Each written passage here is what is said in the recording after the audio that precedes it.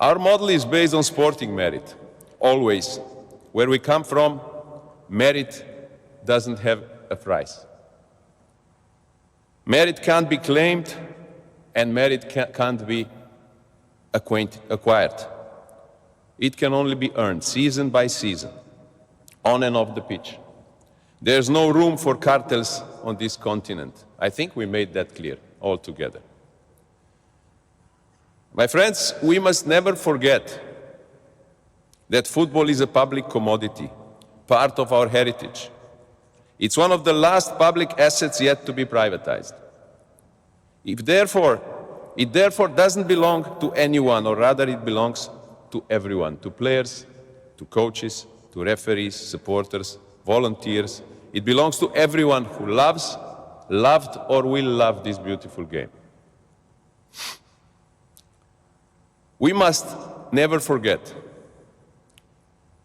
that we have a duty to ensure that the interests of football prevail over the private interests of a handful of privileged individuals.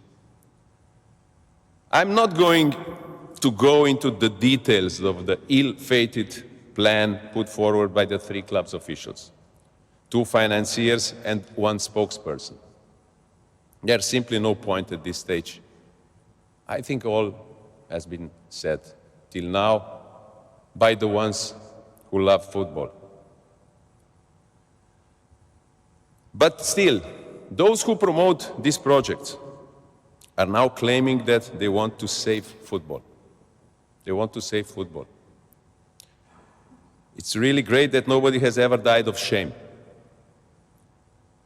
In the space of a few months, the so-called Super League has turned into a character in Little Red Riding Hood.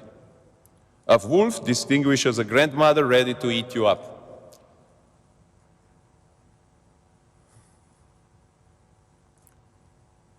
But is anybody fooled? I don't think anyone is fooled anymore. Because here we have 2 opposing worldviews. We have cynicism over morality. We have selfishness over solidarity.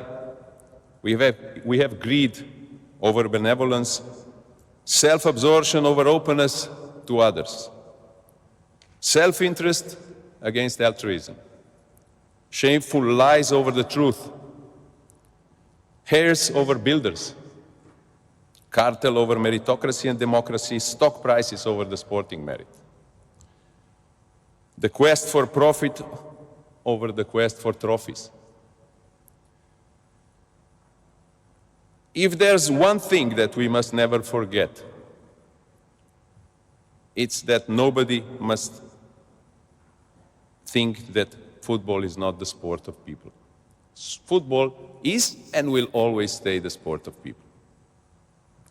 We must explode the myth that the privatization of football is an unstoppable process. It's a present danger, as we have seen, but together we can and we will inevitably turn the tide of history. A few months ago, or a year ago, UEFA and its club competitions were being blamed for all the evils in football and inequalities with the leagues. Today, it's the English Premier League that seems to be under attack. Since the British government, supporters and clubs said no to the Super League, the Premier League has been demonized and labeled a Super League in its own right that needs to be toppled. However, Premier League's success was not achieved by accident.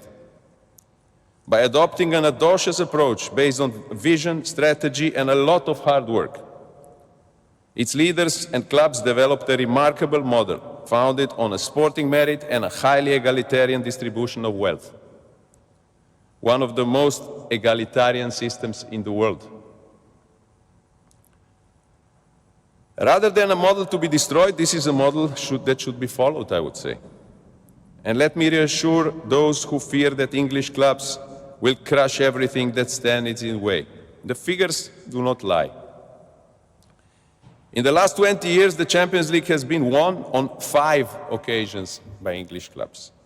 Only twice in the last decade an English club has lifted the iconic trophy with the famous ears. And let's speak about the current season. Interesting statistics. Which league has the most representatives in Champions League quarterfinals? Italy. Which league has the most representatives in Europa League quarterfinals? Italy again. And which league has the most representatives in Europa Conference League quarterfinals? It's Belgium.